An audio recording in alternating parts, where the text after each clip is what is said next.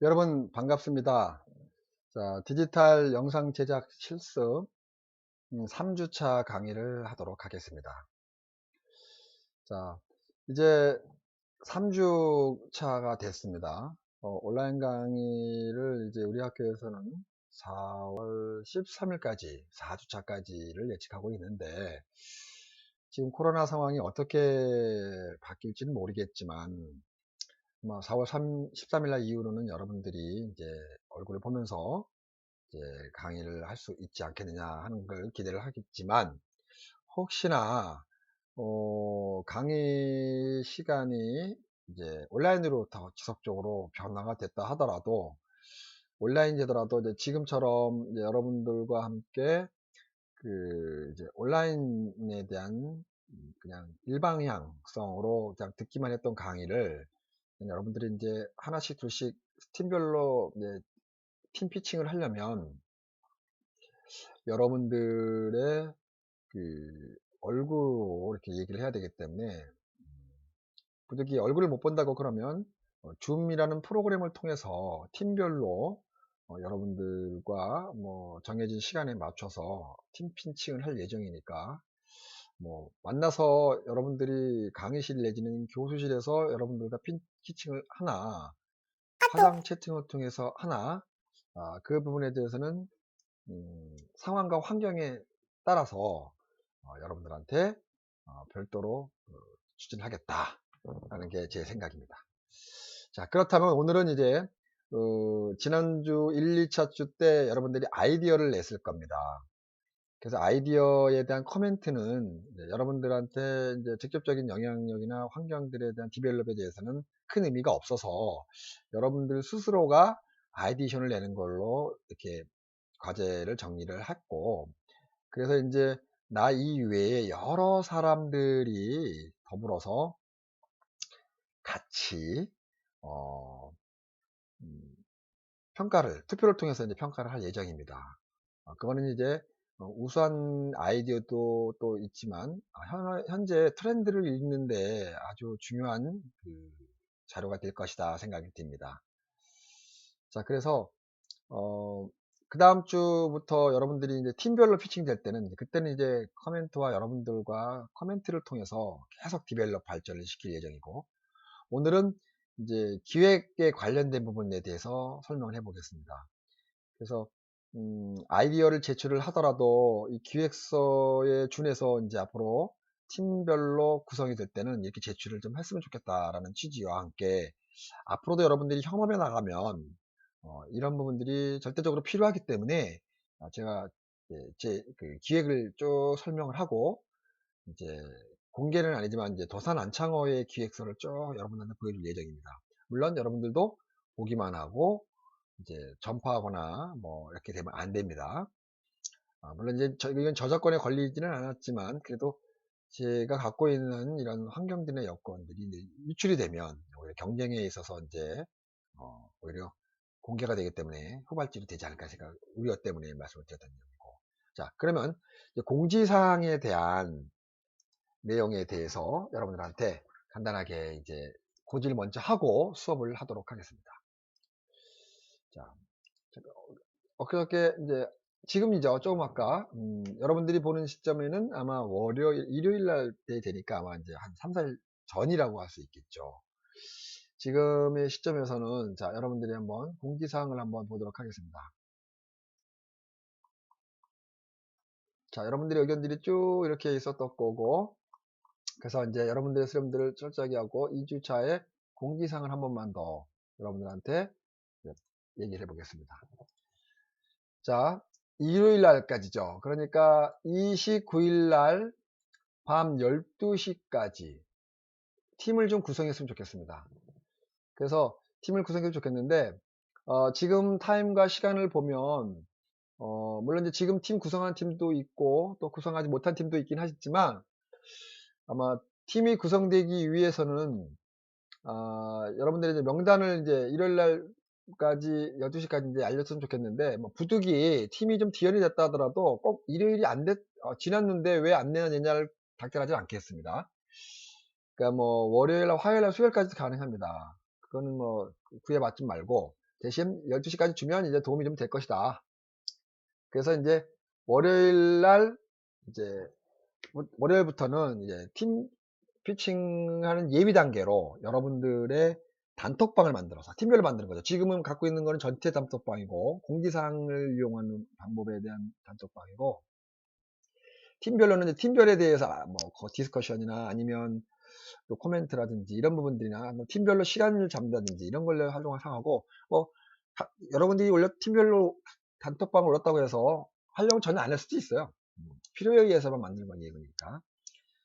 자, 그리고 이제 만약에 올릴 때는 항상 맨 앞에다가 아니면 그 공지사항란에다가, 왜냐면 지금 자꾸 대화를 하다 보면 넘어가니까 공지사항란에다가 팀 이름과 그 다음에 팀원 포지션과 이름을 공지사항에 올려주세요. 그러면 내가 보면서 누구누구가 여기에 소속돼 있구나를 알 수 있게끔.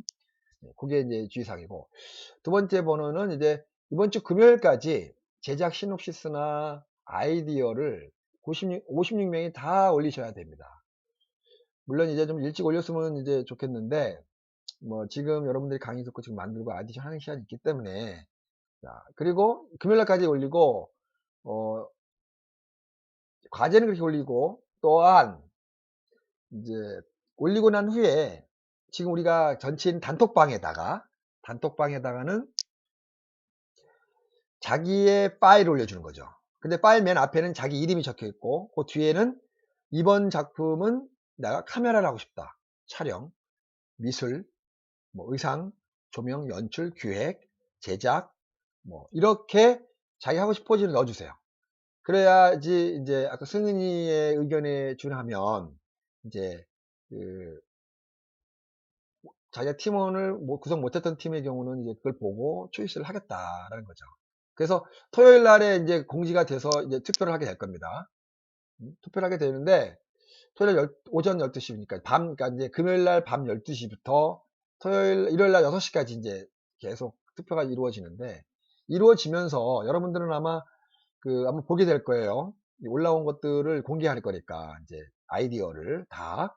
그러면 서로 보고 느끼고, 그것도 보지만 앞에 이름이 누구고 그 사람의 포지션은 뭔지를 보고 초이스를 하세요. 너 우리 팀이 좋았으면 좋겠다. 그거는 이제 개별적으로 서로 연락을 하면 될 것 같아요. 그걸 보고, 우리는 촬영이 모자라니까 저기는 이름이 촬영하고 싶다니까 초이스하자, 이렇게 운영을 하면 될 것 같습니다. 그렇게 해서 한 사람이 올린 사람은 전부 다 읽어보고 한 개를 투표에다가 올려주세요. 대신 투표 데이터들은 올라가야겠죠. 몇 명인지. 그러나 이름은 공개하지 않았으면 좋겠다. 이름을 공개해버리면 내가 뭘 찍었는지가 나올 수 있으니까, 그렇게 되면은 민망할 수 있어서 제가 비공개로 했던 거고요. 결과는 이제 1위부터 8위까지는 자동적으로 올라오겠죠. 이건 이제 정의가 또 정리를 해서 나한테 얘기를 하고 나랑 같이 올렸으면 좋겠습니다. 그 다음에 세 번째, 아까도 말씀드렸듯이 투표하고 명단 비공개 진행하고 팀별 구성하면 될 것 같습니다. 이게 우리 오늘의 공지사항입니다. 자, 그러면 이제 이번 주 수업 내일 진행을 해보도록 하겠습니다. 기획이죠, 기획. 자, 기획을 자 보면 이제 계획과 기획에 대한 차이점을 먼저 얘기를 하고 여러분들한테 기획이 뭔지에 대한 설명을 해보도록 하겠습니다. 자, 기획이 뭔지. 기획은 창의적을 바탕으로 앞으로 프로젝트를 어떻게 해야 될 것인지를 구체화시키는 과정들을 우리는 통상적으로 기획이라 하는데, 그러면 계획은 뭐냐? 계획은 창의적인 생각이 가미가 되지 않아도 돼요. 그러니까 정책이나 일정인 부분 정해져 있는 한도 내에서 아이디어 없이 어떻게 할 것인지 추진하는 방향이나 내용들을 구체화시키는 과정들을 우리는 계획이라고 합니다. 그래서 기획은 잘 될 수도 있고 못될 수도 있는 확률이 높은 반면에 창의력인 것들이 굉장히 많이 가미가 돼야 될 것 같고, 계획은 일반적인 것들에 대한 통상적인 것들을 통해서 이루어질 수 있는 것들이기 때문에 아마 기획보다는 기획이 계획보다는 기획이 더 창의롭지 않느냐는 생각이 들어서 왜 이 얘기를 하냐면 여러분들이 기획서를 만들 때 여러분들이 갖고 오는 거는 계획서를 갖고 옵니다. 아마 이거는 나뿐만이 아니라 회사에 가도 마찬가지일 것 같아요. 자, 어디에선 계획서를 갖고 오세요 라고 제안을 받았으면 계획서만 갖다 주면 되는데, 자, 기획서를 제출하세요라고 얘기를 하는데 계획서를 갖고 온 사람이 있어요. 그것은 지적사항입니다. 얘는 생각이 없구나. 그래서 기획과 계획에 대한 차이를 여러분들이 좀 더 구체적으로 가졌으면 좋겠습니다. 자, 그렇다면 기획과 계획을 어떻게 차이를 주느냐, 자, 굉장히 중요한 항목이죠. 자, 그러면 자, 서서히 이 부분에 대해서 여러분들한테 짚고 넘어가면서 얘기해 봅시다. 자, 기획의 정의. 기획은 영상 작품에 대한 기획의 정의라고 얘기를 하겠습니다. 자, 여러분들이 잘 보이지 않을까 싶어서 슬라이드 쇼로 화면을 좀 크게 해보도록 하겠습니다. 화면을 크게.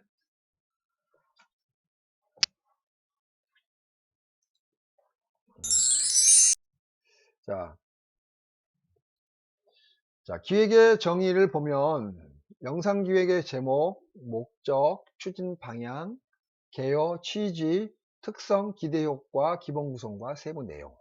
통상적으로 이렇게 나누어집니다.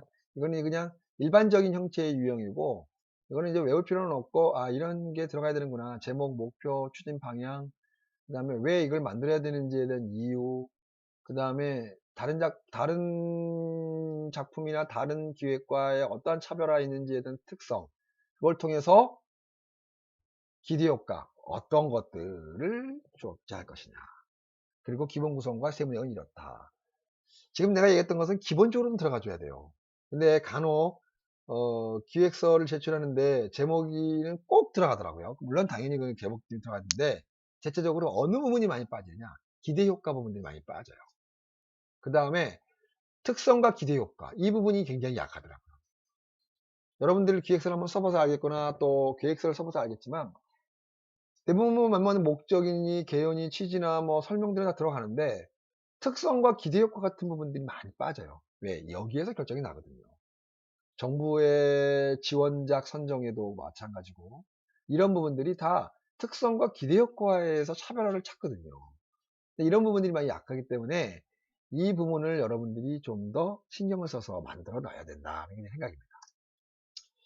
자, 기획서에 대한 설명이에요. 아까 말했듯이 자기의 아이디어를 어떤 목적으로 어떠한 홍보 전략과 내용을 조직을 어떻게 구성해서 그 다음에 어떤 역할을 할 것인지 이 부분을 작성해 주는 게 기획서이거든요. 그래서 영상 기획서에 대한 개념의 포인트는 그거예요. 뭐 마케팅 기획서도 있고 영상 제작 기획서도 있고 뭐 때에 따라서는 뭐 행사 기획서도 있을 것이고 또 자동차 판매 기획서도 있을 것이고 굉장히 많을 거죠. 그러나 우리가 접하는 것은 영상 제작 기획서입니다. 그렇다면 영상 기획서의 가장 포인트는 뭘까요? 영상을 어떻게 제작하고 어떻게 조직할 것인가의 포인트겠죠.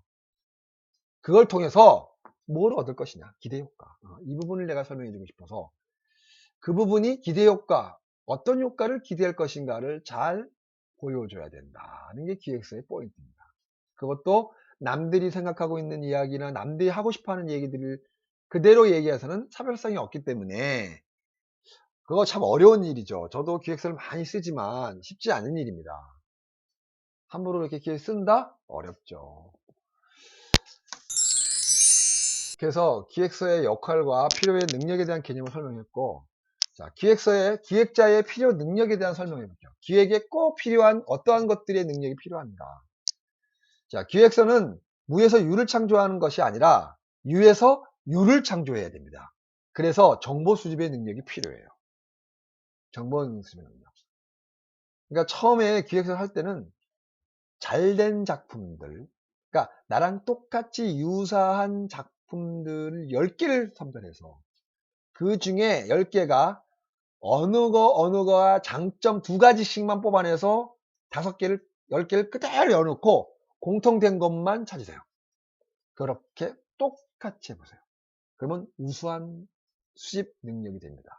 그게 수집 능력의 포인트예요.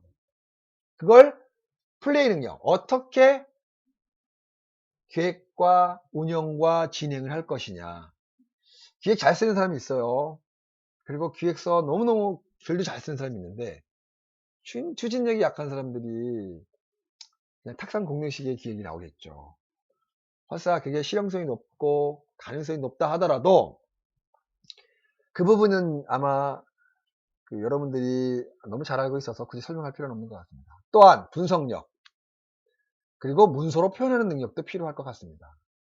간간히 여러분들과 기획서의 작성 과제를 내거나 여러분들 또 현장 실습을 통해서 여러분들에 대한 기획서에 대한 TV를 보거나 이러보면 생각보지도 못한 잘하는 친구들도 많아요. 의외인데? 이 친구가 이렇게 잘했단 말이야? 다시 보게 되더라는 얘기죠. 그래서 다시 본가 머무르지 않고 이 친구를 어디에다가 뭔가 좀 핸들해주고 싶고 또 아니면 이 프로젝트에 참여를 시켜주고 싶은 생각도 많이 든단 말이죠. 자, 여기서부터 이야기가 시작되는 거죠. 여러분들의 미래는. 그래서 문서 표현 능력 또한 여러분들이 그러면 막연히 교수님 맨날 표현 능력이 분석력이라고 막 이렇게 막연히 말씀하시는데 구체적으로 말씀해 주십시오. 뒷반에 가서 얘기는 하겠지만 문서 표현 능력은 그거죠. 개연성에 대한 연결고리예요. 앞에 페이지와 뒷 페이지가 연결성을 가지고 움직여줘야 되는 거예요. 또한 남들이 얘기하지 않고 좀 더 창의적인 것들이라 생각되는 부분들로 보여줘야 되는 거예요. 그 포인트의 주제, 예를 들면 어느 시 한 구절을 갖고 들어와서 이 시 한 구절이 핵심 키워드인데 이 키워드가 우리가 하고자 하는 영상 제작의 편색과 어떻게 부각돼서 나타날 것이냐. 이렇게 하면 예를 들어서 표현의 능력들을 과시하든지 아니면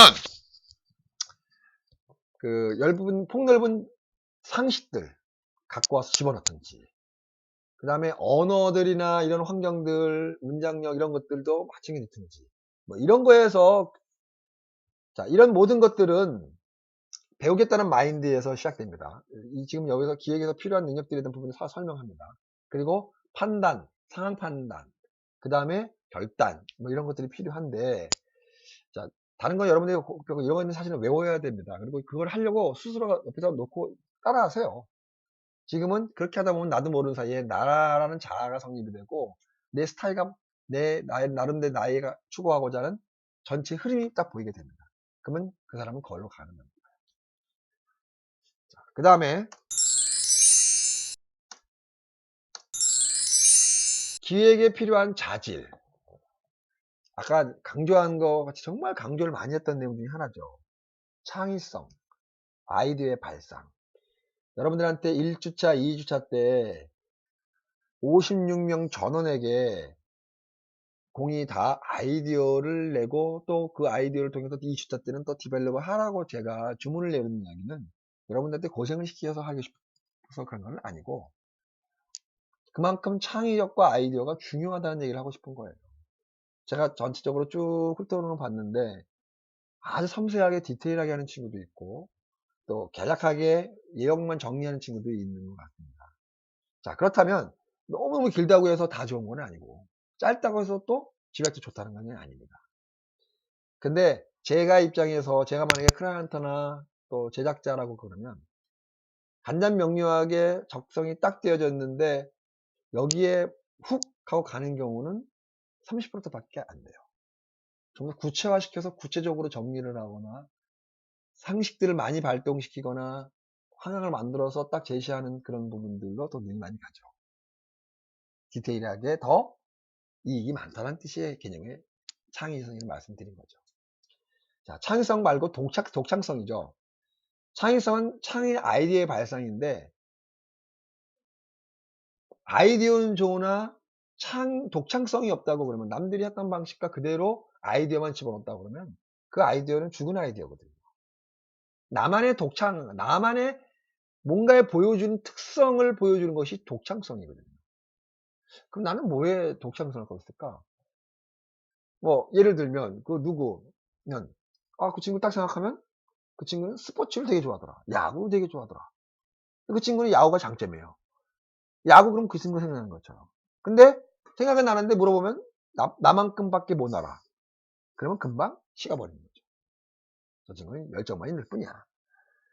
그래서 독창성들에 대한 부분들을 장점으로 전환시키는 것이 독창성이다. 이렇게 간단하게 독창성 설명해주고 싶어요. 너무 어렵게 생각할 필요는 없는 것 같아요. 표현력, 설득력, 이해력, 통찰력, 사교성은 여러분들이 이 언어 자체만 갖고도 굉장히 와 닿은 내용이죠. 표현력이라는 것은 뭐겠어요? 말 한마디, 글 하나가 상대한테 얼마만큼 바로 밑에 있는 설득력으로 연결이 되느냐가 중요한 거죠. 그저께 어떤 모 영상위원회에서 강사를 모집하는 데 가서 강사 모집 면접 심사를 본 적이 있어요. 한 열 몇 명이 있었는데 그 친구 중에서 눈에 확 들어오는 친구들은 자기 표현력과 설득력이 있는 친구들이 있을 뿐더러 그냥 구렁이 담 넘어가듯이 툭툭 던지면서 표현력도 약하고 설득력도 약한 친구들이 있더라고요. 그거 하나로 그 사람들의 차별화는 명확하다는 얘기죠. 근데 너무 표현력이 똘깃똘깃하고 설득력도 뛰어나고 그런 사람들이니까 야 뽑고는 싶은데 부담스러운 거죠. 야 저 친구가 들어오면 어떤 이런 개념이 설 수도 있다는 거죠. 그러니까 그것도 너무 잘난 거를 잘나게만 표현해도 오히려 부담이 될 수도 있다. 적절한 노멘티, 적절한 어설픔과 함께 또릿또릿한 설득력과 기획력, 이해력이 필요하지 않겠느냐. 그래서 여러분들 창의력, 독창력, 표현력 중 어느 하나 빠지지 않고 잘 하시고 마지막에 이제 커뮤니케이션이죠. 사교성. 사교성이 너무 중요합니다. 이 사교성 하나 때문에 인생이 바뀔 수도 있는 경우가 대단히 많아요. 저도 사교성이 없고 낯을 많이 가려서 낯을 안 가리고 친하게 지나면 굉장히 친숙감 갖고 친한 어느 그 누구보다도 친한 친구가 될 수 있는데 그 단계까지 가기 전까지 사교성이 약해서 조금 2% 부족하지 않는 생각을 한편으로 내 스스로 반성을 많이 합니다. 그렇다면 여러분들도 마찬가지로 나는 어디까지 사교성을 갖고 있는지 그게 장점인지 오히려 그게 내 인생의 걸림돌인 것인지를 한 번쯤은 고민을 해봐야 된다는 것이 바로 사교성인 거죠. 만약에 사교성이 없어서 난 선천적이니까 나는 없어도 괜찮아 라고 포기하면 안 된다는 얘기죠. 세상에는 노력한 그 자에게 뭐갈 것이 없다는 얘기를 하는 거죠. 사교성은 노력을 해야 됩니다. 즐거운 것만 생각을 하고 상대한테 칭찬만 하려고 노력을 하고 그러다 보면 나도 모르는 사이에 사교성이 생기게 되는 것 같습니다. 자, 그 부분에 대해서는 여러분들도 만약에 교수님 사교성이 너무 없습니다 라고 얘기한다고 그러면 언제든지 저랑 소통해 봅시다. 나도 그런 사람의 일종이니까 나도 지금 케어하고 이겨내려고 하는 사람들이 하니까 그래서 나는 농담을 자주 많이 하는 편이에요. 사교성들을 극대화시키기 위해서. 근데 오히려 그 농담이 지나치다 보니까 이제 격이 없어지거나 예절이 없어져서 오히려 역효과로 발생된 경우도 가끔씩 보긴 합니다. 물론 그러나 다 그렇지는 않고 90%는 그렇고 10% 정도는 그런 느낌을 받아서 너무 과잉해도 안 되는구나 라는 생각을 한편 해본 그런 기회가 있었습니다. 네. 자, 그러면 기획의 기본 요소에 대한 부분들을 한번 설명해 볼게요. 자, 기본 요소는 뭐냐? 영상의 재미, 오락성이죠. 저는 이제 이 오락성에 대한 개념은 조금은 추구를 하고 싶지만 한편으로는 경계할 대상이라는 생각을 한편으로 합니다. 내 경우에 얘기하는 거지 여러분들 경우는 아니에요. 그냥 재미있는 거 없는 것보다는 재미있는 게 훨씬 더 집중도가 높아져서 당연히 그래야 되겠죠. 그래서 나는 이제 예술 영화를 찍다 보니까 흥미 중심의 영화를 가기보다는 아티스트가 추구하고자 하는 감각 뭐 이런 것들을 자꾸 하다는데 뭐 흥미가 없다고 해서 예술품이 아니라는 건 아니잖아요.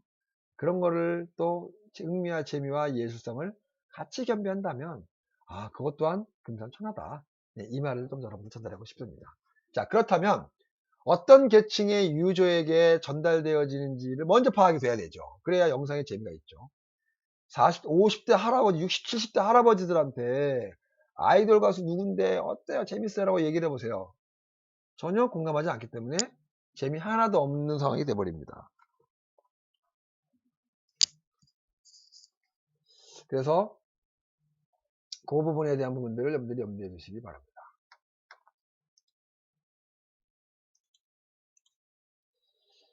자, 계속 이어서 하겠습니다. 네. 자, 그래서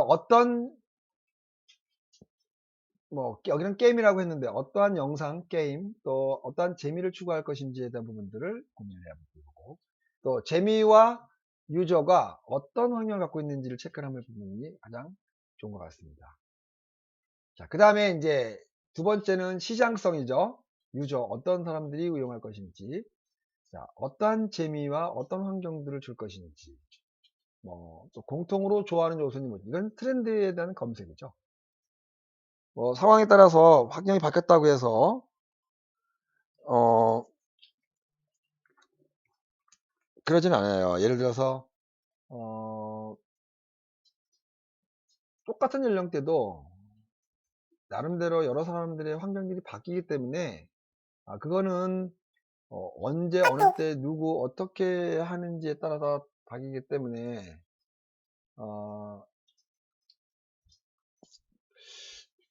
내가 무엇을, 누구에게, 육하 원칙에 의해서 체크하고 점검하는 그런 데이터들이 필요할 것 같습니다. 최근엔 4차 산업 중에 이제 빅데이터, 그리고 AI, 그 다음에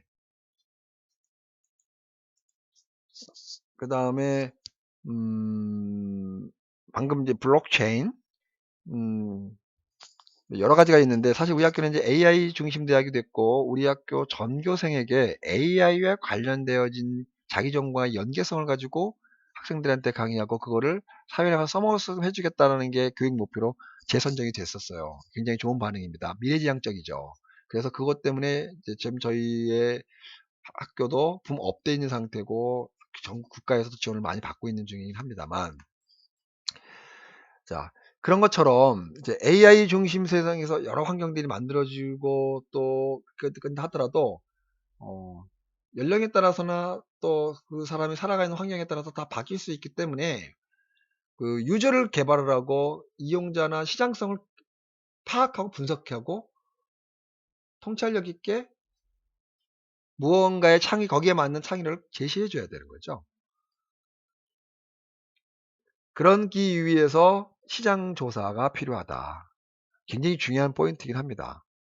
아, 그래서 지금 여러분들이 만드는 단편 영화인데 우리가 굳이 유저까지 고민해가면서 할 필요가 뭐가 있겠습니까? 라고 의문을 제기할 수도 있긴 하겠지만, 자, 그렇다면 여러분들이 그러면 목표가 유저가 무엇이라고 생각하세요?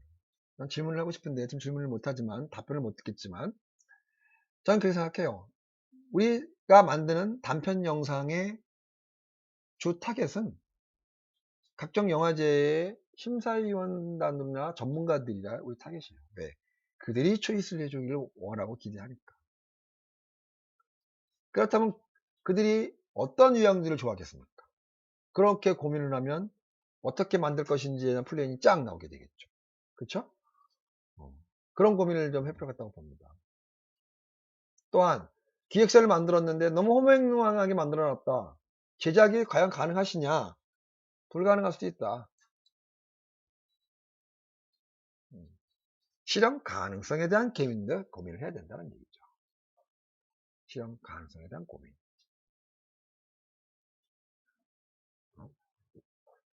자, 그 다음에 한번 봅시다. 자, 아까 처음에 이제 부여했던 것처럼 기획의 원칙을 갖다가 이제 한번 얘기를 해보도록 할게요. 기획의 원칙은 많은 여러분들한테 얘기도 했습니다. 자, 독창성에 대한 이야기를 처음부터 언급했습니다. 여러분들한테. 그만큼 독창성이 중요하다는 얘기를 하고 싶은 거죠. 나도 간혹 여러분들 작품을 평가하거나 또 이 대외적으로 또 다른 데에 평가를 해보면, 어, 그 평가에 대한 기준 자체가, 음, 독창성이에요, 독창성. 사실은 자칫 잘못하면 그 얘기고 거의 얘기거든요. 독창성이 없다는 얘기예요. 시나리오 지원작 선정할 때도 몇 번 가고 보면 거짓말 않고 굉장히 많아요. 뭐 200평, 500평씩, 700평씩 들어와서 보면은 정말 지루해. 왜 지루한지 아세요? 독창성이 없기 때문에 그런 거예요. 독창성 굉장히 강조합니다, 여러분들한테.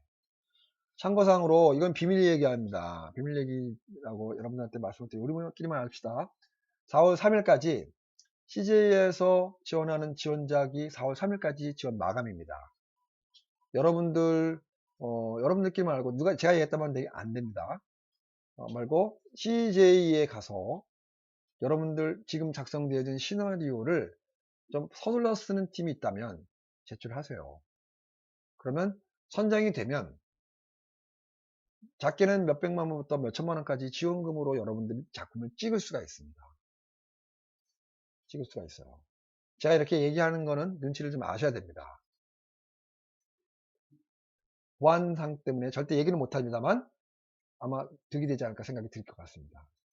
그래서 제가 이렇게 강의 때 이런 내용들을 얘기했던 거는 절대 얘기하면 안 될 것 같고, 또 그 독창성에 대한 이야기 다시 한편으로 하다가 갑자기 이렇게 얘기가 나왔는데, 이 말을 사실은 제가 하면 안 되는 부분을 해버려 가지고 지워야 되지 않나 생각도 합니다.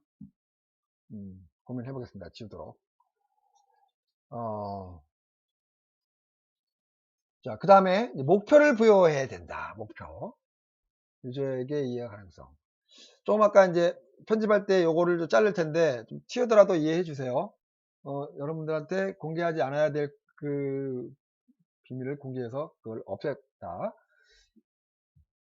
목표를 부여합시다. 목표.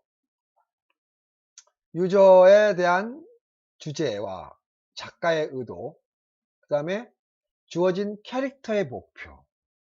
영화 제가 이제 팁을 한번 드리면, 여러분들이 시납시스나 시나리오 쓸 때 상황극들이 대부분이에요. 보면 상황을 만들어서 시나리오 1신부터 뭐 예를 들어서 50신이면 30신, 30신을 다 상황으로 이끌어 간단 말이에요.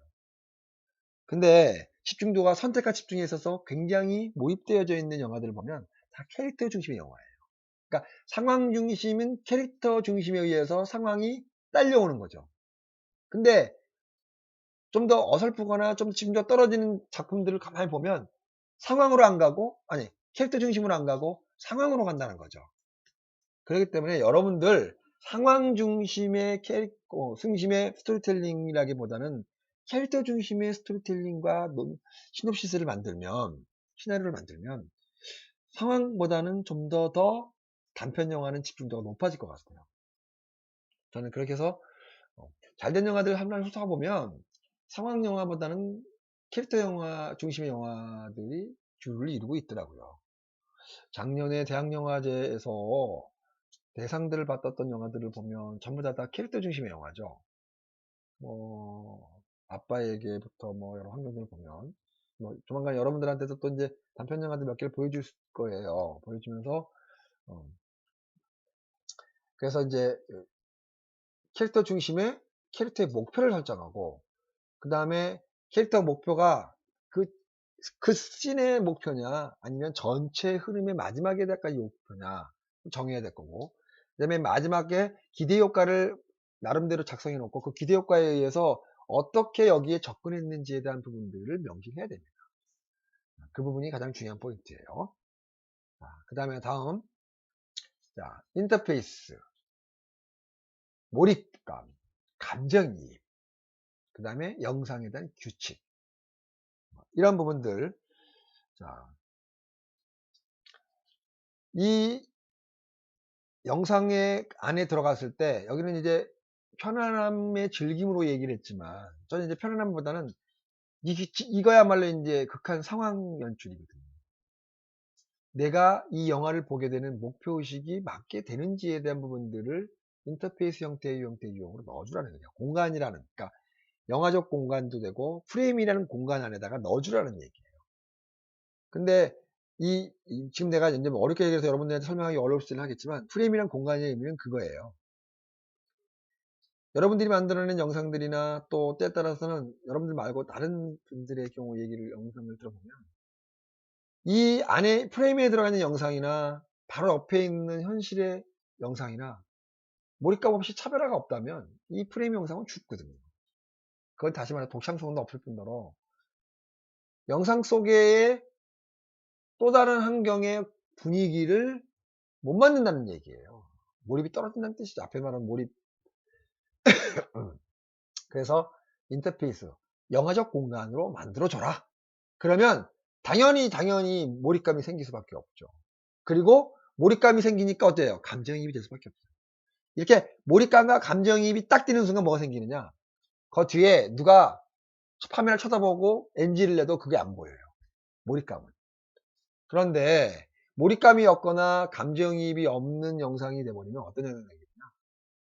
괜히 연기자의 연기도 어색하게 보여요. 원래 인간이 다 그렇습니다. 네. 감성이라는 거하고 그게 감각 내지는 이성의 별개의 개념이라는 거죠. 이성이라는 개념이죠. 그 다음에 규칙을 지켜야 됩니다. 규칙. 물론 여기서 말하는 규칙이라는 거는 시나리오를 쓴 사람과 연출하는 사람들의 규칙을 얘기하는 겁니다. 그 중요한 포인트는 하나는 첫 번째 뭐냐? 뭐겠어요? 자기가 말하고 싶어 하는 거에 대한 규칙이에요. 내가 코미디의 장르로 이야기하고 싶은데 규칙을 지키지 않고 진지하게 가버린다. 그러면 언밸런스에서 무조건 관객은 외면하게 됩니다. 반대로 슬픈 영화라고 시작해서 뭔가에 만들었는데 처음에 주제도 그렇고 기대효과도 그런데 풀어가는 방식들이 그걸 지키지 않는다 그러면은 이게 이제 언밸런스가 돼서 몰입감인 감정이입이든 인터페이스가 형성이 안 되는 거죠. 아니, 난 왜 이렇게 안 되는 거야? 뭐 고민하는 것들이 다 그런 요소들이 있다고 봐야 될 것 같습니다.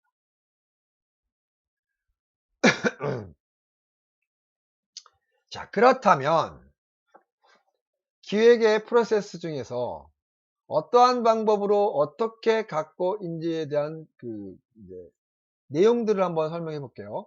자, 타이틀. 네이밍 자, 타이틀. 제목을 정하는 건데, 자, 제목에 대한 부분들 설명 간단하게 해볼게요. 지금 여러분들이 시놉시스와 아이디어를 내면서 팀별로 이제 여러분들이 서로 얘기할 거란 말이죠. 자, 그러면 제가 이제 여러분들한테 보여줬던 것이 이제 어디로 갈까요의 영화죠. 어디로 갈까요 영화이기 전에는 7월 32일 영화를 했었습니다. 둘의 다 영화의 제목들을 어떻게 지었느냐라고 고민을 해보면 어디로 갈까요나 7월 32일의 영화는 탁상공로로 짓진 않았어요. 항상 걸어다니면서 고민을 했죠. 아, 제목이 뭐였으면 좋겠어? 제목이 어떤 게 좋을까? 계속 고민을 하다가 자, 이 영화가 이제 어디로 갈까요는 보면 알겠지만 택시를 타는 것이 주를 이루고 있어요. 그래서 택시를 탈 때 어떤 현상이 일어날 것인지를 고민을 해봤어요.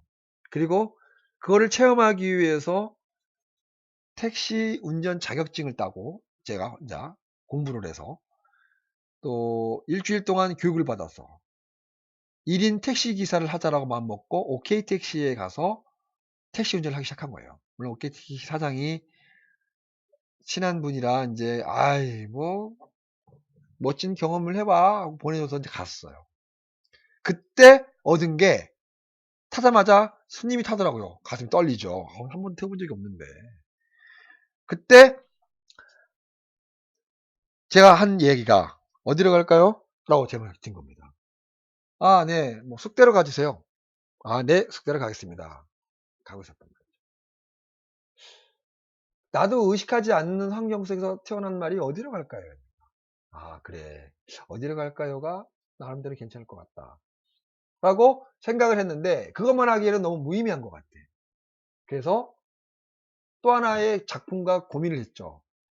아, 어디로 갈까요라는 개념은 택시를 타고 행동지를 얘기할 수도 있지만 우리가 인생에 있어서 가야 될 방향을 잃었을 때 나 자신에게 물어보는 또 하나의 질문이 있을 수 있겠구나. 너 어디로 갈까요야? 거기에 착상이 됐습니다. 아, 그래. 거기 출연했던 거기에 나왔던 캐릭터인 희영이하고 준호 둘 다 자기가 꿈을 찾아서 꿈을 잃어버리는 환경들에서 떠돌아다녔었단 말이죠.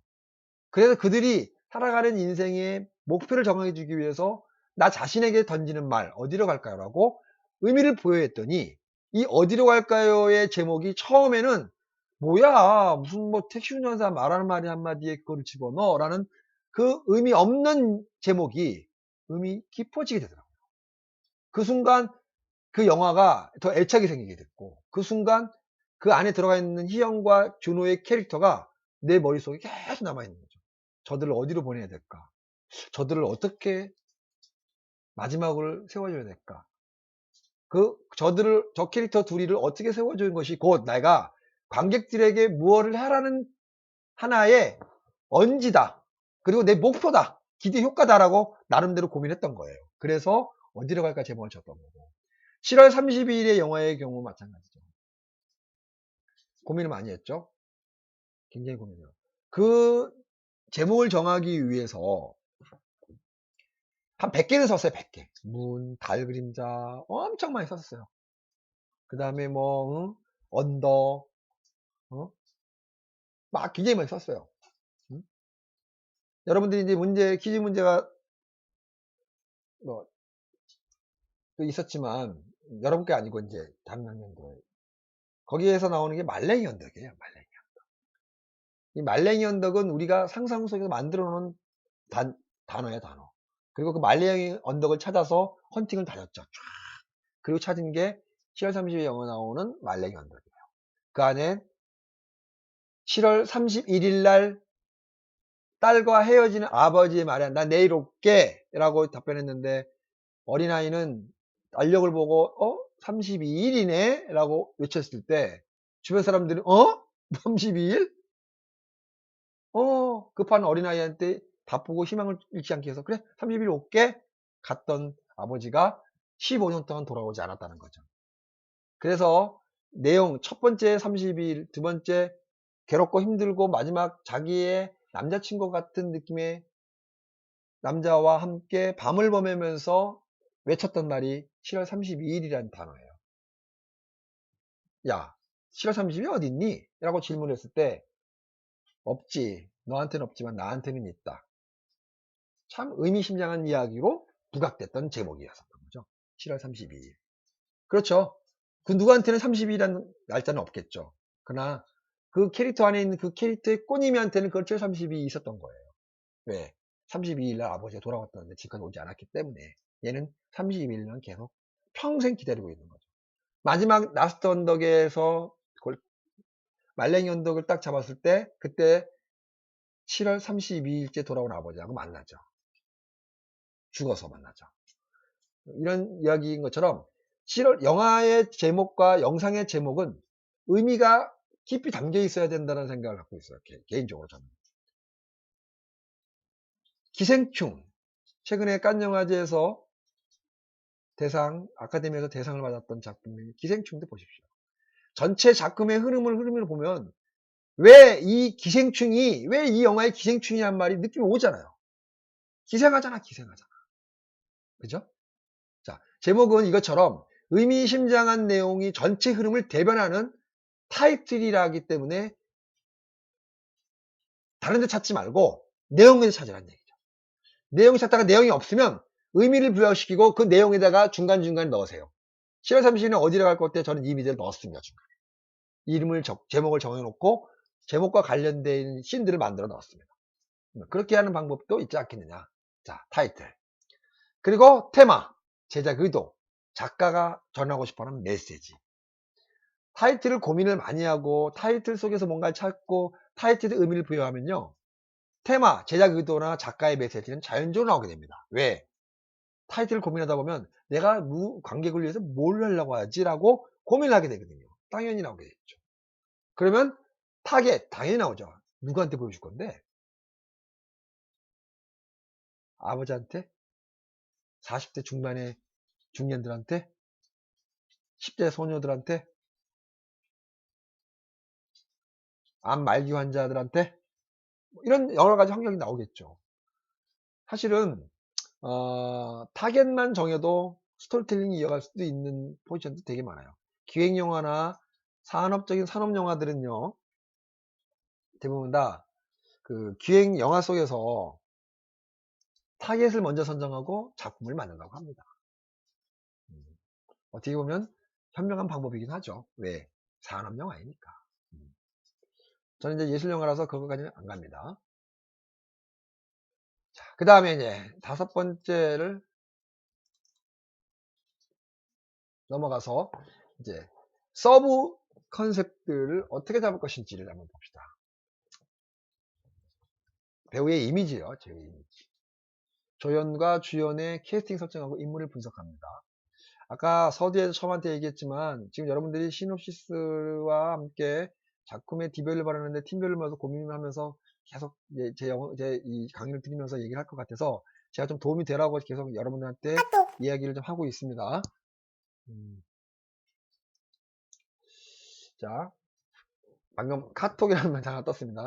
신경 쓰지 마시고. 자, 캐릭터 중심의 영화의 스토리텔링이 이루어져도 이야기는 집중과 선택이 잘 됩니다. 이렇게 얘기했습니다. 주연 하나만 딱 만들고 그 캐릭터를 독특히만 선정되고 그 부분을 전체를 다 끌어가도 작품은 좋습니다.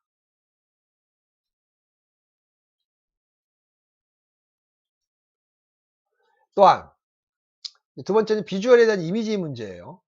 자, 캐스트의 이미지와 비주의 이미지를 두 개 정말 중요한 항목들이라 1번, 2번 여러분들 고민하지 마시고 이거에 포인트가 예산을 짜고 스케일을 짜고 프로모션 플랜을 짜고 3, 4, 5번은요. 그때뿐으로 별로 중요치는 않습니다. 상황과 여건에만 맞춰진다면 예산과 스케줄과 프로모션의 플랜은 감독과 제작자한테는 의미가 없는 것들이에요. 돈이 많으면 의미 없어요. 사실. 스케줄도 문제가 없습니다. 그런데 이미지에 있어서 비주얼과 캐스팅에 대한 이미지는 정말 고민을 많이 해야 될 항목들이에요. 너무너무 고민을 하고 자, 캐스팅 이미지에 대한 포인트는 주연 배우. 저도 반성할 부분 많습니다. 그렇지만 나름대로 노력하려고 했었는데 열심히 정말 열심히 캐스팅에 맞는 배우를 찾으려고 노력했어요. 한 캐릭터에 100명씩 보기도 하고 그 다음에 주변에서 많은 유혹들이 있어서도 굴하지 않고 제가 원하는 캐릭터와 캐스팅을 고집했었어요. 그런데도 이미지에 맞게끔 선정하기에는 쉽지는 않다는 얘기예요. 자, 그 다음에 이제 비주얼에 대한 개념이죠. 미장센이죠. 미학적 개념이거든요. 영상 미학에 준한 이야기예요. 명상미학.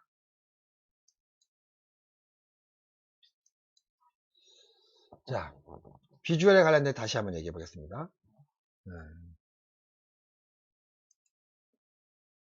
자, 비주얼에 대한 이야기죠. 저는 비주얼을 굉장히 중요시 생각하는 분의 한 사람이에요. 7월 30일도 그렇고 어디로 갈 거야 영화도 그렇고 물론 최근에 찍었던 전주에서 길을 묻다 영화는 비주얼을 굉장히 중요시 생각하지 않았어요. 처음으로 캐릭터를 중심으로 생각했었습니다.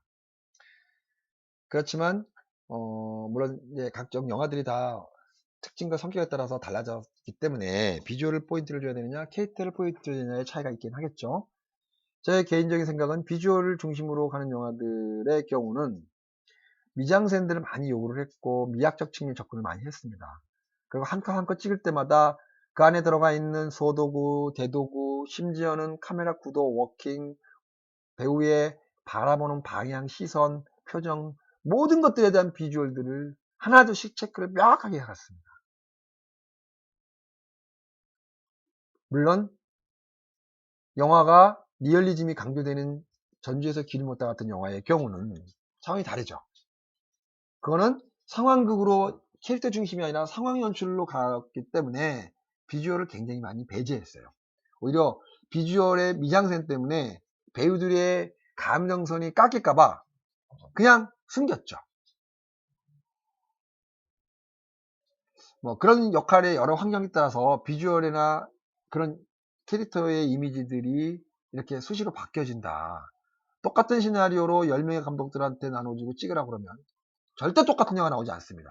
그건 곧 해석하는 차이에 의해서 달라지고 캐스트의 이미지와 비주얼의 이미지에 대한 부분에 대해서 미세하게 다 다르기 때문에 어쩔 수 없이 달라진다는 얘기를 이 두 가지에서 결론이 납니다. 프렌이나 스케줄이나 프로모션은 다 똑같을 수 있어요. 그러나 스케줄이나 아니 캐스팅이나 이미지나 비주얼의 이미지에 대해서는 똑같을 수 없다. 굉장히 주관적이다라고 할 수 있는 거죠. 네. 자, 그 다음에 이제 마케팅 홍보에 대한 전략들이에요.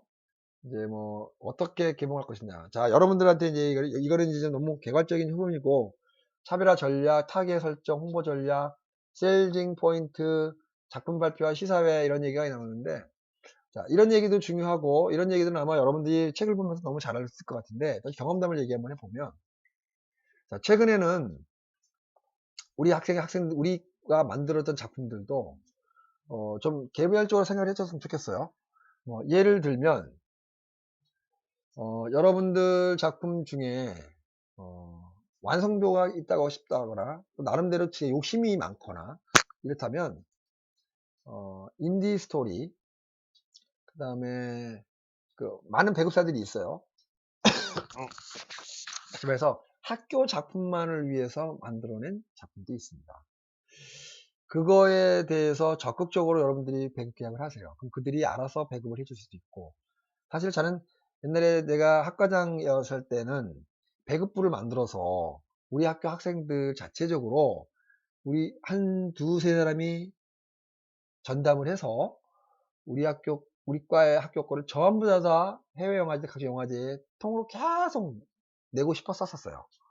근데 몇 개 시도하다가 사실은 적극성이 좀 많이 떨어져서 지금은 안 하고 있긴 한데 지금 들어오는 대한민국 대학영화제들을 보면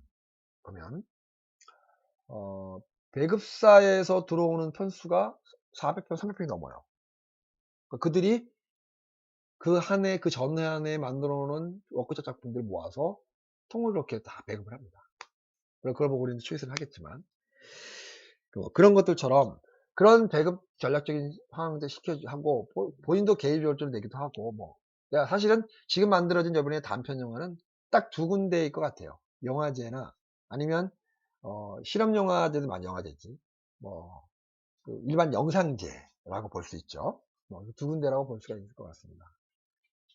자, 그래서 개봉 시기도 고민을 해야 될 부분이 뭐냐면 작품 잘 된 몇 개, 4개 정도를 모아서 개봉을 해도 되긴 하지만 쉽지는 않지만 그런 의욕도 한번 부려보기도 하고 그렇게 하시면 좋을 것 같습니다.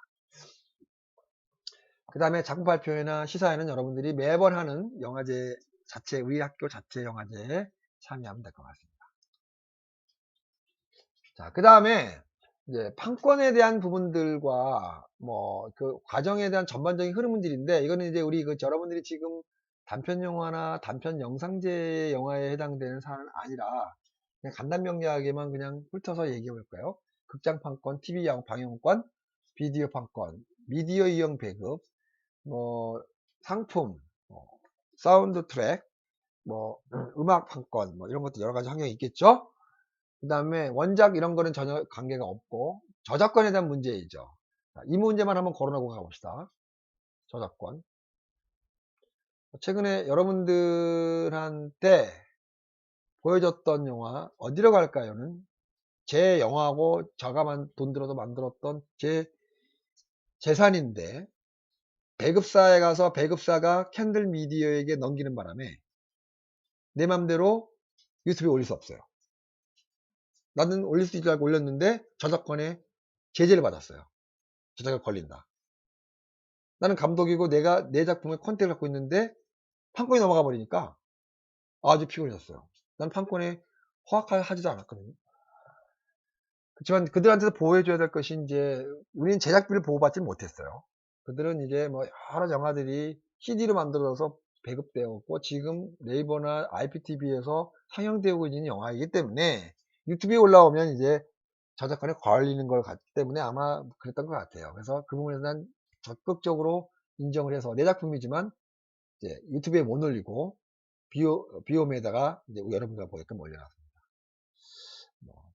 어쩔 수 없는 상황이었고 그게 바로 저작권이라는 거죠. 그게 판권이었고 미디어 판권, 상품 판권이었습니다. 이런 고민들도 아마 여러분들이 좀 경험담아 하면 좋은 효과와 미래가 보이지 않겠냐 생각을 한번 해봅니다.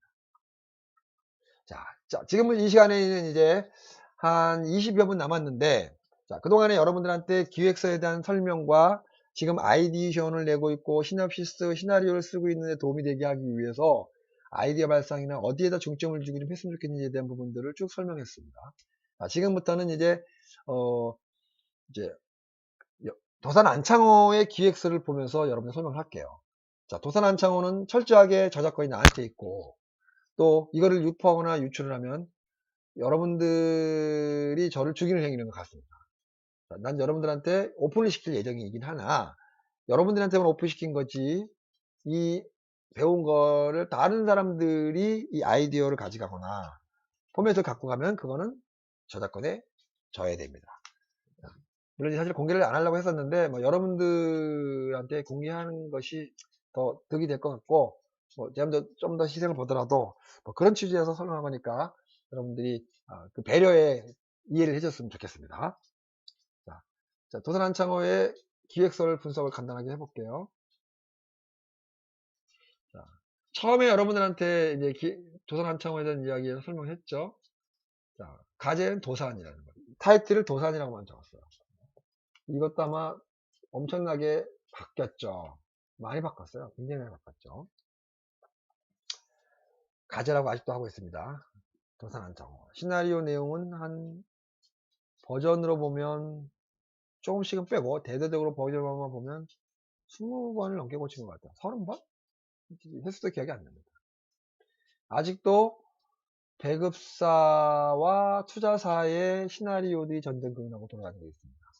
물론 집중적으로 스토리텔링에 맞춰서 명확한 플롯과 체계적인 이야기를 전형적인 스토리텔링에 맞춰서 끼워 맞추기 하는 작업도 필요한 단계, 전 단계이긴 한데, 예산이 워낙에 많다 보니 어려운 영향이 있었던 거라 지금도 이제 뭐 지금 들어가 있는 상태예요. 시나리오가 잘 됐으면 좋겠지만 과연 어디까지 갈지는 모르겠습니다.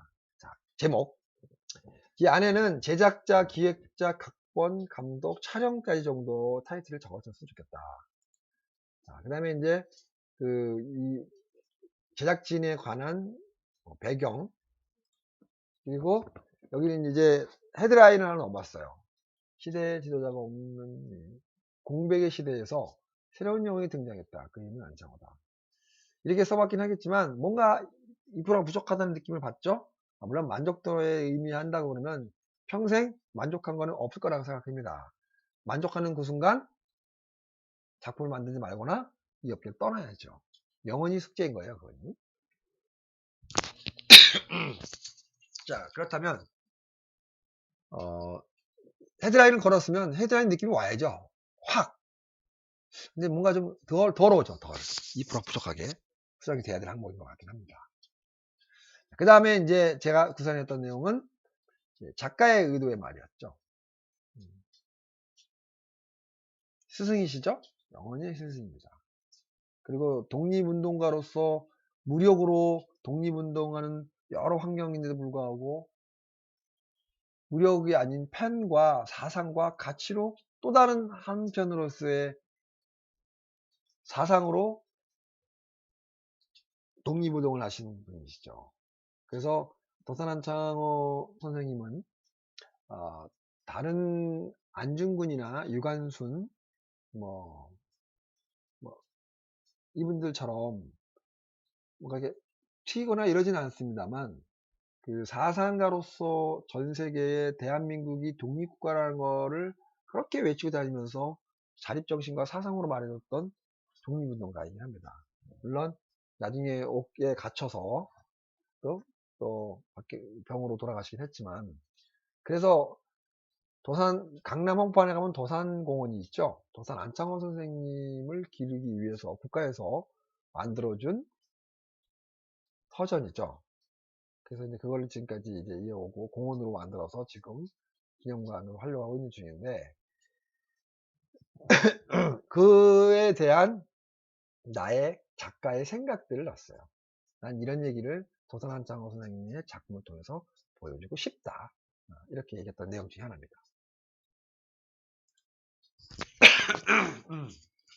그렇게 해서 이어서 자, 전체적 흐름을 보면 지금 여러분들한테는 이렇게 요구하지는 않습니다. 왜냐면 이 영화는 상업영화이고 전략적인 기획과 장편과 규모가 큰 영화이기 때문에 거기에 맞춰서 기획서가 작성되어졌던 거고, 여러분들은 이거와 준하되 여러분들이 간결명료한 부분들이 쫓아가는 것도 오히려 더 나쁘지 않다라는 생각을 한편으로 봅니다.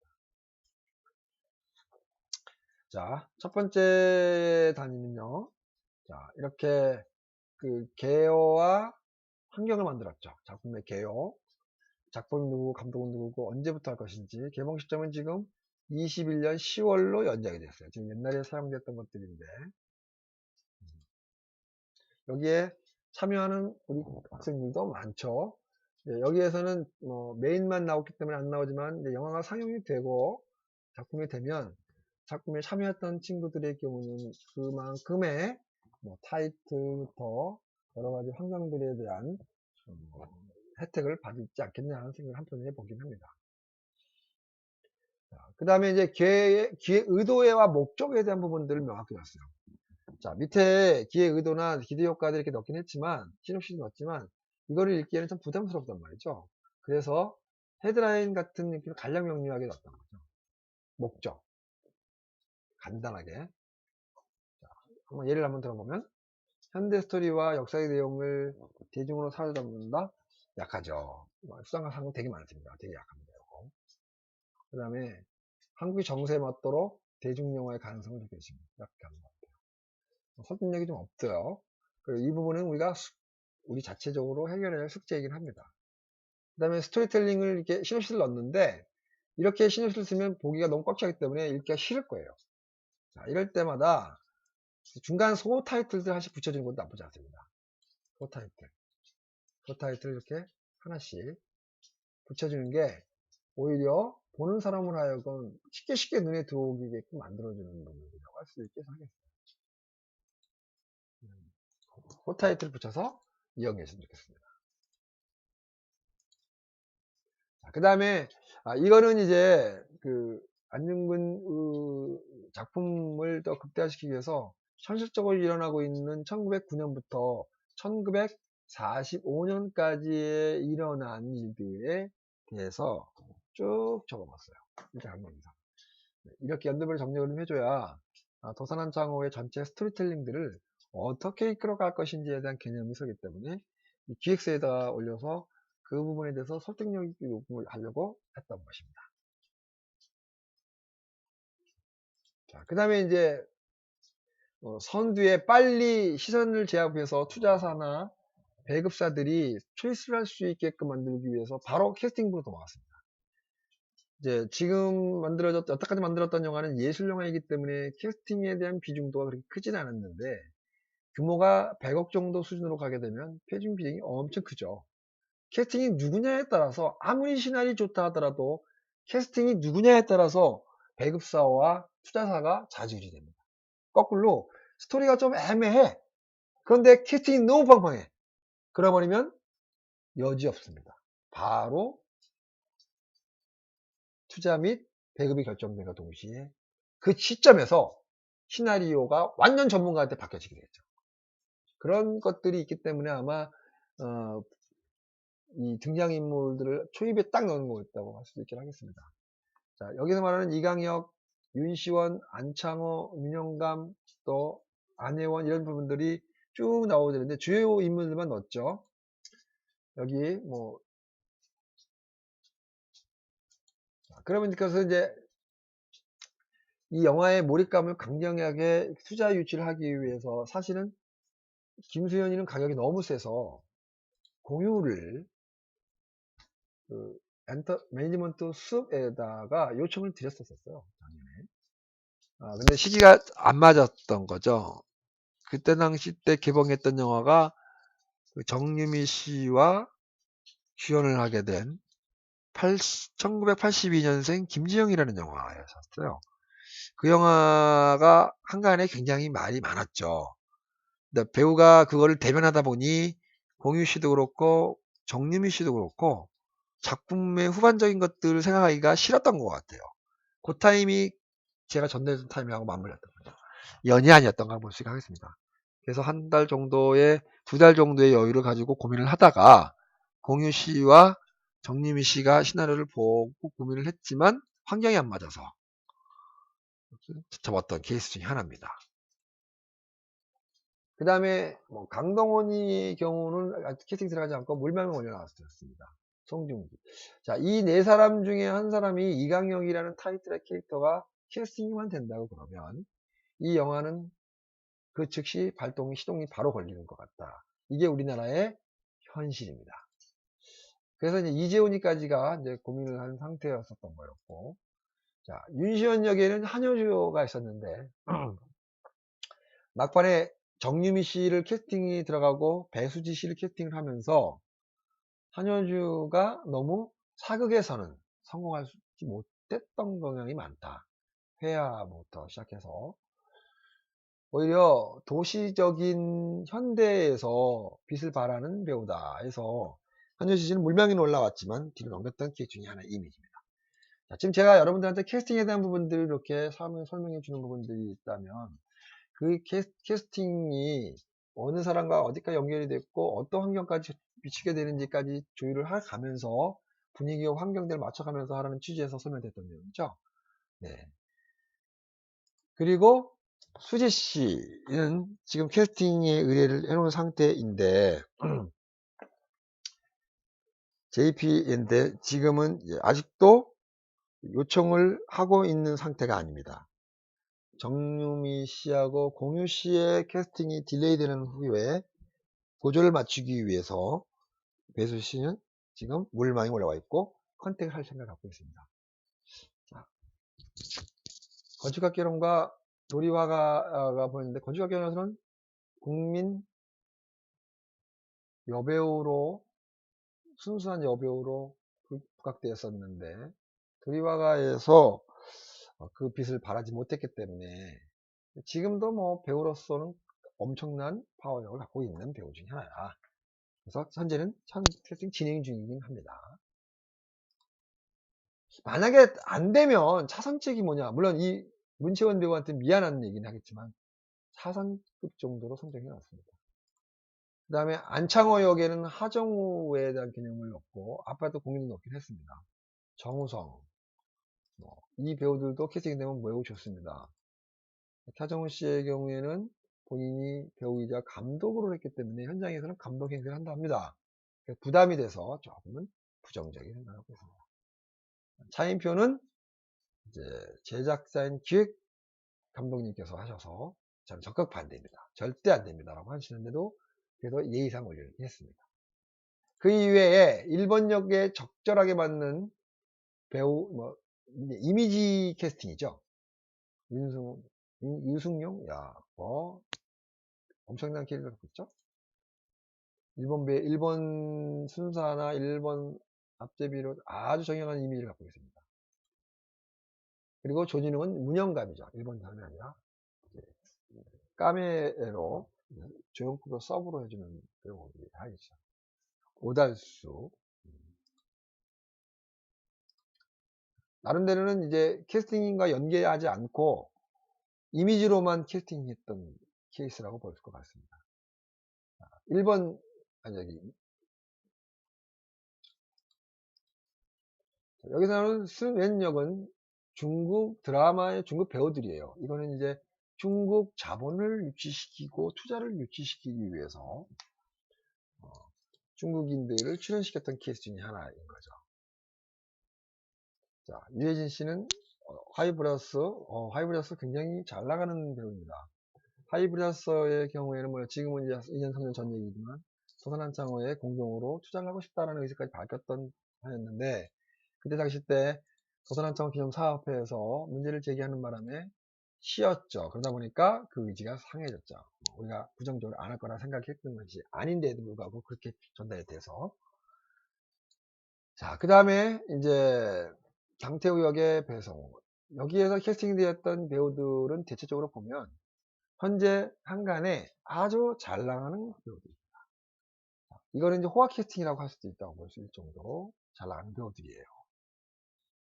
그 다음에 이제 제가 설정했던 내용 중에 하나는 공간 활용에 대한 부분들에 대한 인물 구조, 공간과 인물 구조에 대한 개념이에요. 여기는 공간, 여기는 인물 구조. 자, 안창호를 중심으로 해서 이강혁이가 나오고, 윤시원이가 나오고, 문영감 나오고. 이거는 지금 스토리텔링 지금 거의 40호에 준해서는 좀 많이 바뀌었어요. 이거 옛날 건데, 이 안에 이강혁이가 주연으로 지금 현재 많이 부각됐는데, 안창호가 주연으로 부각되게끔 변경을 했죠. 네, 그렇게 해야만 안창호이란 타이틀이 붙이기가 적합하다. 내용적 측면은 맞다. 이 의견을 적극 수렴해서. 자, 안중근이 저격한, 이토 히로부미를 저격한 장소로, 이렇게 헌팅했던 장소들이에요. 네. 임시정부. 자, 임시정부는 상하이의 촬영용인데, 물론 이제 지금은 코로나 때문에 엄두도 못 내는 일이긴 하겠지만, 임시정부의 상하이 안에 셋상이 있어요. 우리나라에도 거기서 많이 찍었다고 그러더라고요. 직접 셋상 가갖고 헌팅도 해봤어요. 네. 거기에 이제 임시정부를 하나 만들어도 괜찮지 않겠냐 해서 설정을 해보는 겁니다. 동대문. 자, 이거 지금은 이제 옛날이라서 없어서 자막, 그림, 크로마키로 이제 대처해야 될 항목들이죠. 요즘에는 기술이 발달돼서 충분히 이거를 현재 선전하고 있는 장소입니다. 촬영 허가에 대한 부분들을 어떻게 할 것이냐, 세트를 지을 것이냐는 추후에 고민해야 될 항목들이긴 하지만,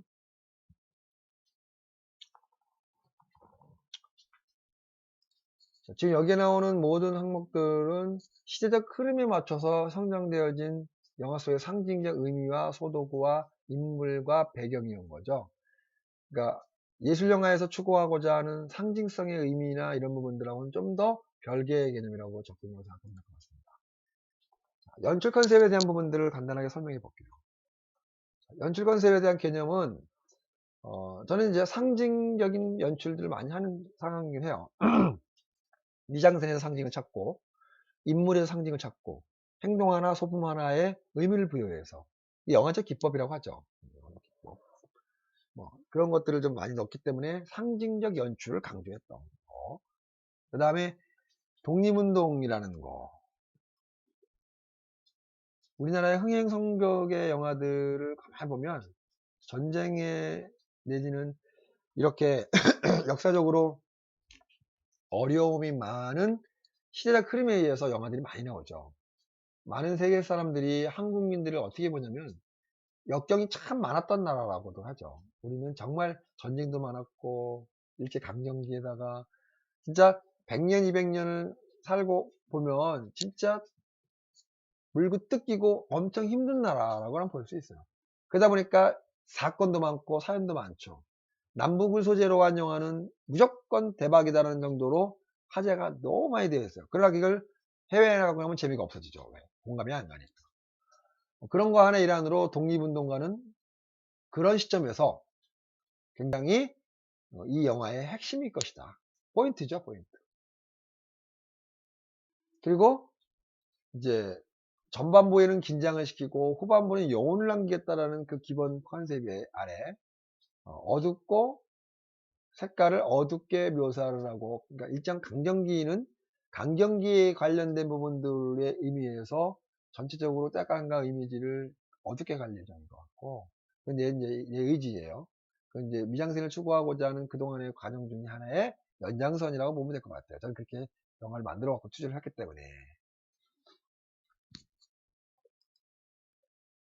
자, 그 다음에 지금 우리가 하고 있는 것은 장르가 단독은 아니죠. 역사 드라마에 액션에 코미디도 넣으려고 마음을 먹고 있는데 코미디는 잘 안 되더라고요. 중간에 힘들긴 하는데 그게 좀 들어가야 될 것 같아요. 그러니까 본인들은 아니라도 주의 서브의 인물 아까 뭐 오달수, 조진웅, 뭐 유해진 이런 사람들을 통해서 전형적인 감초 역할을 해 부분들을 활용을 해야 되지 않겠나 생각을 한편 해봅니다. 그리고 독특하고 참신한 아이템으로 구성을 해야 되는데 이거는 아닌 것 같습니다. 다른 개발을 해야 되고 독창적인 것이 없어서 그 독창적인 이 부분들은 고민을 좀 해야 될 것 같습니다. 공감할 수 있는 소재죠. 그거는 뭐 누구나 다 똑같은 얘기니까.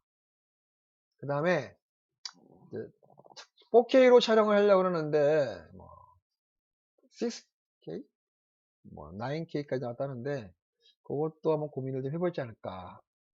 이왕 하는 거 예산이 넉넉하다 하면. 그 다음에 이제 연출의 웹을 만들었죠. 이건 이제 하이라이트들이에요.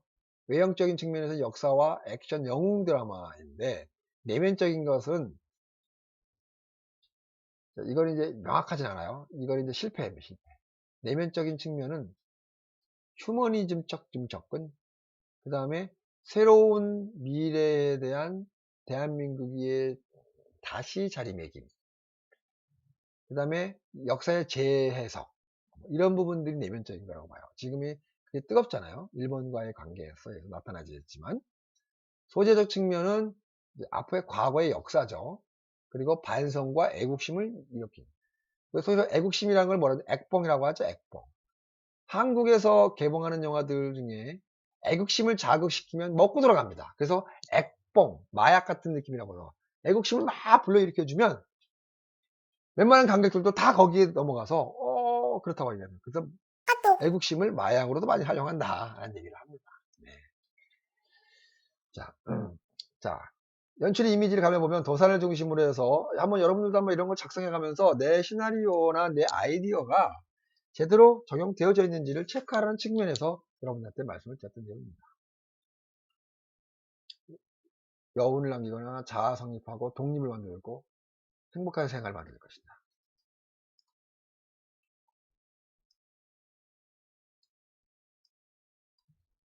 자, 시간이 이제 많이 됐기 때문에 여러분들의 편의성을 위해서 간단 명료하게 이제 정리만 간단하게 하겠습니다. 만약에 이제 여기서 더 여러분들이 필요하거나 더 제 이야기를 듣고 싶으면 개인 카톡으로 얘기해 주시면 감사하겠습니다. 지금 이제 여기는 이제 마케팅 기법에 관련된 준에서 나온 내용들이라 크게 여러분들한테 설명할 내용들은 많이 없고, 자, 연출 컨셉과 포인트에서만 할게요. 촬영은 리얼리즘을 추구로 했고, 연출적인 내 감정은 이 과거의 역사를 통해서 사회적 이슈를 보여주겠다는 것이었어요. 그래서 밀정과 암살에서 그 영감들을 많이 가지고 오려고 노력도 했기도 했고요. 그리고 미장센과 다양한 화면 구성을 통해서 다른 영화와의 차별성을 주겠다는 것이 내 기본적인 컨셉이었어요.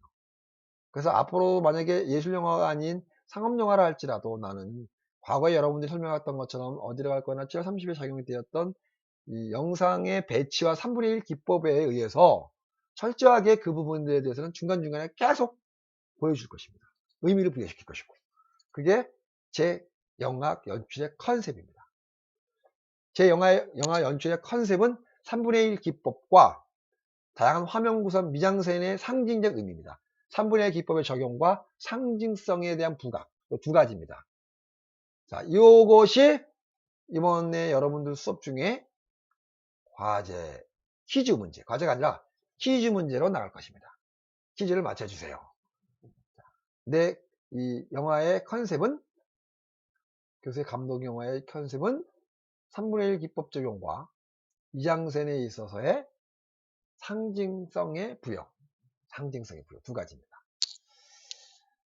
자, 그 상징성을 더 강화시키기 위해서 의상, 뒤에 있는 소도구, 카메라의 각도, 배우가 바라보는 방향, 뭐 이런 것들을 좀 더 많이 추구를 했고, 또한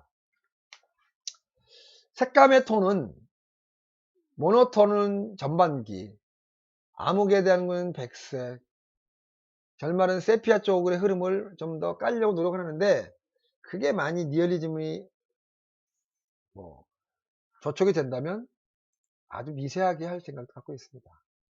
지금 이게 여러분들이 보시는 이 촬영지가 이제 상하이 때 갔을 때 조사하고 했던 장소입니다. 이게 지금 그대로 살아있어요, 이 장소가. 상하이에 지금 여기 있습니다.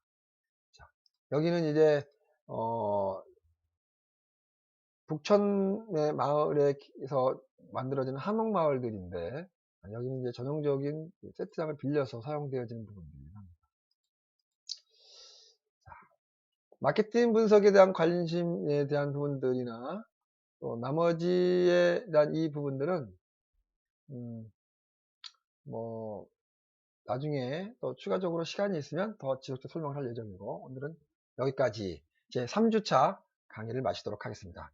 자, 여러분 수고하셨고 감사합니다. 다음 4주차 때 보도록 하겠습니다.